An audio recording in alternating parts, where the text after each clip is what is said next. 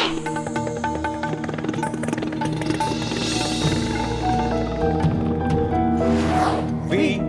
the people of India, having solemnly resolved to constitute India into a sovereign, socialist, secular, democratic republic, and to secure to all its citizens. শুরু করলাম আজকের চতুর্থ স্তম্ভ। আমি সুচন্দ্রিমা, নমস্কার।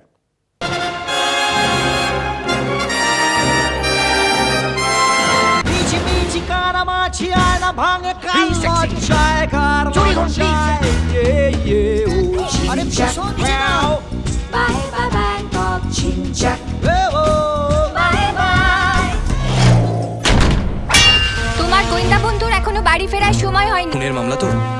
প্রমাণ আছে কিছু? আপনারা কাটবেন? জলে বাস করে কি কুমিরের সঙ্গে ঝগড়া করা ভালো স্যার? আমি চলে যাবো ব্যোমকেশবাবু, থানায় তোমায় যেতেই হবে।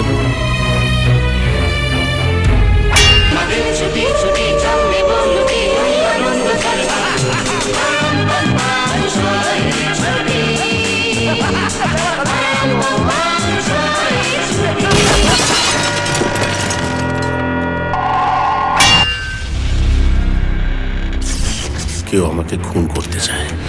কি যেন একটা আছে ওই বাড়িতে। হ্যালো, বেনি মাধবের বড্ড বেনি, অনেকগুলো মহিলা চরিত্র। বেনি সংহার? আরে খোপা খোপা।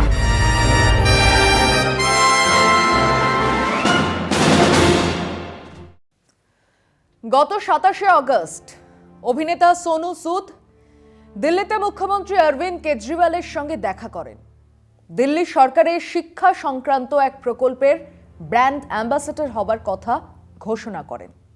সাংবাদিক বৈঠকে সোনু সুদ কেজরিওয়ালের সঙ্গে বসে দিল্লির শিক্ষা দপ্তরের প্রশংসা করেন। ব্যাস, গতকাল 15ই সেপ্টেম্বর মুম্বাইতে সোনু সুদের বিভিন্ন দপ্তর বা তাঁর সঙ্গে যোগাযোগ আছে এমন 6 জায়গায় ভোরবেলা থেকে ইনকাম ট্যাক্স রেড শুরু হয়ে যায়। জমি সংক্রান্ত বিভিন্ন কাগজপত্রের ছানবিন চলেছে বলে জানা গেছে। এখনো পর্যন্ত আইটি দপ্তর থেকে কিছু জানানোও হয়নি।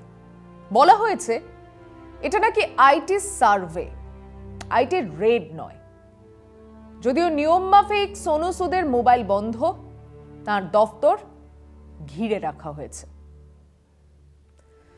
আগে রাজা রাজরারা আলোচনা চাইলে বরকন্তাজ সমেত দূত পাঠাতেন। বাদশাহ, নবাব, সুলতান, রাজা মশাই ডেকে পাঠিয়েছেন, তারা এসে জানাতো। এখন মোদি জি আইটি, সিবিআই, ভিজিলেন্স, ইডি পাঠান। আপনি ভয় পাবেন, যোগাযোগ করার চেষ্টা করবেন। দালাল আছে প্রচুর, তারা আপনাকে জায়গা মতো নিয়ে যাবে। তারপর হয় মোদি নয় অমিত শাহ আপনার সঙ্গে কথা বলে আপনার আনুগত্য চাইবেন। আপনি রাজি হলে ছাড়, না হলে একের পর এক দপ্তর আপনার জান কয়লা করে দেবে। এটাই নিউ নরমাল, এটাই দস্তুর। দেশের মানুষের ট্যাক্সের পয়সায় চলা সিবিআই, ইডি, ইনকাম ট্যাক্স দপ্তর এখন মোদি শাহের অস্ত্র। যখন খুশি মর্জি মতো তাদের ব্যবহার করা হচ্ছে। কাদের বিরুদ্ধে? প্রত্যেকের। যে কোনো বিরোধিতার বিরুদ্ধে ডালকুত্তা লেলানোর মতো লেলিয়ে দেওয়া হচ্ছে এইসব দপ্তরের অফিসারদের। নির্দেশ মতো কাজ করলে প্রমোশন, অবসরের পরেও বিভিন্ন সুযোগ সুবিধে। চাই কি এমপি এমএলএরা রাজ্যসভার পেছন দরজা তো আছেই। এই তালিকায় বিরোধী দলের নেতা, বিভিন্ন সামাজিক সাংস্কৃতিক ব্যক্তিত্ব, সাংবাদিক, সরকারি অফিসার, বিভিন্ন গণসংগঠনের নেতা, ব্যবসায়ী, প্রত্যেকে আছেন। রাজার শাসন হয় বশ্যতা স্বীকার করো, না হলে শেষ করে দেব। শেষ করার দুটো তারিকা, জেলে পুরে দাও, অজস্র কেস দাও, একটা কেসের জামিন হলে অন্য কেস দাও, এক রাজ্যের কেস শেষ হলে অন্য রাজ্যের কেস দাও। গত 4-5 বছর ধরে জেলে পড়ছেন সমাজকর্মী সুধা ভারদ্বাজ, অরুণ ফেরেইরা, রোনা উইলসন, অধ্যাপিকা সোমা সেন, সাংবাদিক গৌতম নবলাখা। জেলেই মারা গেলেন অশীতিপর বৃদ্ধ ফাদার স্ট্যান সোয়াবি। বিছানায় শয্যাশায়ী বারবারা রাও কদিন আগে বেল পেয়েছেন। দিল্লি বিশ্ববিদ্যালয়ের অধ্যাপক পঙ্গু, হুইল চেয়ারে বসা জিএন সাইবাবা, জেএনইউ ছাত্র নেতা উমর খালিদ এখনো জেলে। অন্য ভয় দেখানোর অস্ত্র হলো সিবিআই, ইডি পাঠিয়ে দেওয়া বা দপ্তরে ডেকে এনে লাগাতার জেরা করা। কিছু রাজনৈতিক নেতা নতি স্বীকার করবেন, কিছু শিরদাঁড়ার সোজা নেতা আছেন তারা বশ্যতা স্বীকার করবেন না। তাদের নিয়ে খবর হবে, লোকে বলবে যা রটে তার কিছু তো বটে, এবং এসব আমরা জানতে পারবো। কিন্তু যা জানাও যাবে না তা হলো দেশের লক্ষ লক্ষ ব্যবসায়ীদের কথা। তারা আপোষেই বিশ্বাস করেন, বেশিরভাগই তাই। অতএব উপচে পড়ছে বিজেপি আর তার বিভিন্ন গণসংগঠনের তহবিল। মোদি, শাহ বিরোধীদের বশ করতে আর তাদের নির্বাচন তহবিলের জন্য ব্যবহার করছে দেশের মানুষের ট্যাক্সের পয়সায় চলা সরকারি পরিকাঠামোকে। এসবের এই নগ্ন ব্যবহার এর আগে কোনোদিনও দেখা যায়নি। প্রমাণ 27শে অগস্ট সোনু সুদ কেজরিওয়ালের সঙ্গে মিটিং করলেন। 15ই সেপ্টেম্বর মাত্র 18 দিন পরেই তার দপ্তরে আইটি রেড হলো। একটা নয়, এরকম অজস্র ঘটনা আছে। আসুন তাহলে সেগুলো একবার দেখে নেওয়া যাক। তবে তার আগে নিয়ে নিচ্ছে একটা ছোট্ট বিরতি, সঙ্গে থাকুন।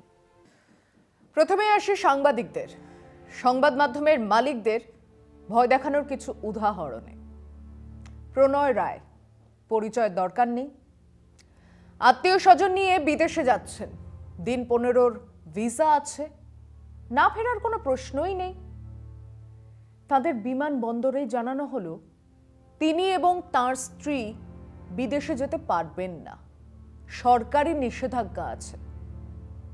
তারপর থেকে মামলার পাহাড় জমেছে। সিদ্ধার্থ বরদরাজন, দ্য ওয়ারের প্রতিষ্ঠাতা সম্পাদক, তার বিরুদ্ধে মামলা রুজু করল উত্তরপ্রদেশ সরকার। সে মামলায় বেল পেলেন তিনি, কিন্তু মামলা চলছে। দেশদ্রোহিতার অভিযোগ আনা হলো সাংবাদিক বিনোদ দুয়ার বিরুদ্ধে। বেশ কিছুদিন জেলে পড়ার চেষ্টা চলল, শেষমেশ তিনি জামিন পেয়েছেন, কিন্তু মামলা চলছে। এরকম আরো বেশ কিছু ঘটনা আছে। সাংবাদিক পেটানোর, এমনকি খুন করার ঘটনাও আছে। বাকি গদি মিডিয়ার দিকে তাকান, সেখানে কোনো সমস্যাই নেই।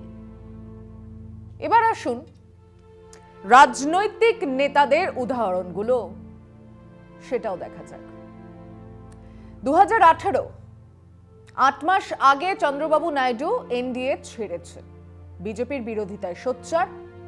4 মাস পরে অন্ধ্রপ্রদেশে ভোট, টিডিপি এমপি ওয়াইএস চৌধুরীর বাড়িতে ইডির আগমন, অভিযোগ বেআইনি লেনদেন, টাকা আত্মসাৎ করা, ব্যাংকের টাকা মেরে দেওয়া। বিরাট খবর হলো। রাজ্য নির্বাচনের পরেই চৌধুরী বিজেপিতে গেলেন। ব্যাস, ওয়াশিং পাউডার নির্মা। ওনার বিরুদ্ধে আর কোনো তদন্তের কথা শোনাই যায়নি। উনি মিস্টার ক্লিন। 2019-এর লোকসভা নির্বাচনের 4 মাস আগে হরিয়ানায় কংগ্রেস নেতা ভূপেন্দ্র সিং হুডার বাড়িতে সিবিআই, 20টা বিভিন্ন জায়গায় তল্লাশি। এখনো পর্যন্ত কোনো প্রমাণ পাওয়া যায়নি, কোনো তথ্য দেয়নি সরকার। 2018 সেপ্টেম্বর নির্বাচনের 2 মাস আগে ছত্তিশগড়ের কংগ্রেস নেতা এখন মুখ্যমন্ত্রী ভূপেশ বাঘেলকে সিবিআই নোটিশ ধরালো। এই মামলা আর কোনো অগ্রগতি নেই। সেপ্টেম্বর 2019 মহারাষ্ট্র নির্বাচনের 1 মাস আগে এনসিপি নেতা শরদ পাওয়ারকে আর তার বোনপো অজিত পাওয়ারকে ইডি থেকে নোটিশ দেওয়া হলো মহারাষ্ট্র রাজ্য কোঅপারেটিভ ব্যাংক ঘোটালার জন্য। কদিনের মধ্যে সেই স্ক্যামের অভিযোগ মাথায় থাকা অজিত পাওয়ারকে নিয়ে বিজেপি সরকার গড়ার চেষ্টা করল। সেই সমস্ত অভিযোগ তুলেও নিল। সরকার হলো না, সেসব মামলা নিয়ে আর কোনো উচ্চবাচ্যই নেই। আবার নির্বাচন আসলে সিবিআই আসবে। 2012-13-তে মিউরেট অফ পটাস আমদানি নিয়ে এক মামলা রুজু হয়েছিল রাজস্থানের বর্তমান মুখ্যমন্ত্রী অশোক গেহলটের বিরুদ্ধে। বহুদিন সারা শব্দ ছিল না। গত বছর সচিন পাইলট আর গেহলটকে নিয়ে কংগ্রেসে বিবাদ যখন তুঙ্গে, ঠিক তখন ইনকাম ট্যাক্স এবং ইডি চলে গেল অশোক গেহলটের বাড়িতে, বিভিন্ন দপ্তরে। ঝগড়া সামলে নিল কংগ্রেস, মামলাও ঠান্ডা। অক্টোবর 2020-তে কর্ণাটকের কংগ্রেস নেতা ডিকে শিবকুমার তার ভাই ডিকে সুরেশের বিরুদ্ধে সঙ্গতিহীন আয়ের অভিযোগ এলো। তল্লাশি চলল, শিবকুমার গ্রেফতার হলেন, পরে বেল পেলেন, মামলা ঠান্ডা। কতদিন? আগামী কর্ণাটক বিধানসভা নির্বাচন আসতে দিন, জানা যাবে। এই আলোচনাতেই থাকছি আরো একটা বিরতির পর। অক্টোবর 2020-তে গুপকার কনফারেন্স হলো। কাশ্মীরের প্রায় সমস্ত বিরোধী নেতারা সংগঠিত হলেন। 4 দিনের মাথায় ইডি এলো ফারুক আব্দুল্লার বাড়িতে। জম্মু কাশ্মীর ক্রিকেট অ্যাসোসিয়েশন নিয়ে পুছতাছ শুরু হলো। সে জিজ্ঞাসাবাদ আপাতত ঠান্ডা ঘরে। কেরালা রাজ্য বিধানসভা নির্বাচনের কদিন আগে স্বপ্না সুরেশকে ইডি জিজ্ঞাসাবাদ শুরু করলো সোনা পাচারের অভিযোগ। ইডির আবদার ছিল মুখ্যমন্ত্রী পিনারাই বিজয়নের নাম নিতেই হবে। তার আগে 3রা March Kerala infrastructural investment fund বোর্ডের 2 জন অফিসারকে এনে টানা জেরা চলল। যে সংস্থার চেয়ারম্যান মুখ্যমন্ত্রী পিনারাই বিজয়ন। আপাতত সব ঠান্ডা ঘরে। বাংলাতে তো ইডি আর সিবিআই এর রোজকার কাজ হলো তৃণমূল নেতাদের ডেকে জিজ্ঞাসাবাদ করা। দিল্লিতে বা কলকাতায় ডেকে নিয়ে গিয়ে ম্যারাথন জেরা, চিট ফান্ড নিয়ে, নারদা কেস নিয়ে তদন্ত চলছে তো চলছেই। ওদিকে সেই তৃণমূল নেতাদের বিরুদ্ধে যারা বিজেপিতে ঢুকে গেছেন কোনো কথা নেই, তাদের জিজ্ঞাসাবাদ নেই। আসলে এক ভয়ের আবহ তৈরি করছেন মোদি শাহ, ভয় দেখিয়ে বশ্যতা। কিন্তু একটা কথা ওনারা জানেন না, চিরটাকাল ভয় দেখিয়ে বশ্যতা স্বীকার করানোর উপায়টা বেশি দিন কার্যকরী হয় না। একটা সময় ভয় কেটে যায়। একটা সময় দেওয়ালে পিঠ ঠেকে গেলে মানুষ লড়ে যায়। তৈমুর পারেনি, চেঙ্গিস পারেনি, নাদির শাহ পারেনি, হিটলার, মুসোলিনি পারেনি, পল পট কিংবা ইদি আমিন পারেনি, ইন্দিরা গান্ধীও পারেনি, মোদি শাহ পারবে না। ওনারা রবি ঠাকুর পড়েননি, পড়ার কথাও নয়। মগজে আবর্জনা আর কারফিউ নিয়ে মধ্যযুগীয় সুলতান বাদশাদের মতো ভয়ের শাসন প্রতিষ্ঠা করতে চাইছেন।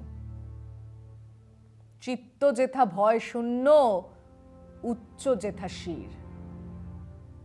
জানেন না, জানেন না আমাদের ঠাকুর বলে গেছেন, তোমার ভ্রুকুটি ভঙ্গে তরঙ্গিল আসন্ন উৎপাত, নামিল আঘাত। পাঁজর উঠিল কেঁপে, বক্ষে হাত চেপে শুধালেম আরো কিছু আছে নাকি? আছে বাকি শেষ বজ্রপাত, নামিল আঘাত, এই মাত্র, আর কিছু নয়। ভেঙে গেল ভয় যখন উদ্যত ছিল তোমার অশনি, তোমারে আমার চেয়ে বড় বলে নিয়েছিনু গনি। তোমার আঘাত সাথে নেমে এলে তুমি, যেথা মোর আপনারও ভূমি। ছোট হয়ে গেছো আজ, আমার টুটিল সব লাজ। যত বড় হও তুমি তো মৃত্যুর চেয়ে বড় নও।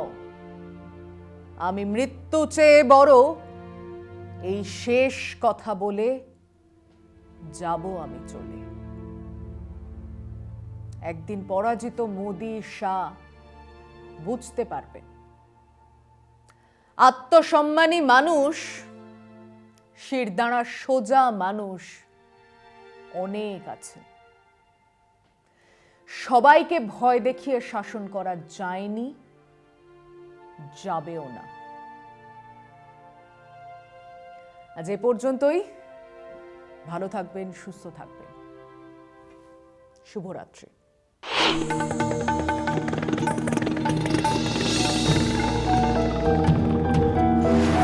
We, the people of India, having solemnly resolved to constitute India into a sovereign, socialist, secular, democratic republic, and to secure to all its citizens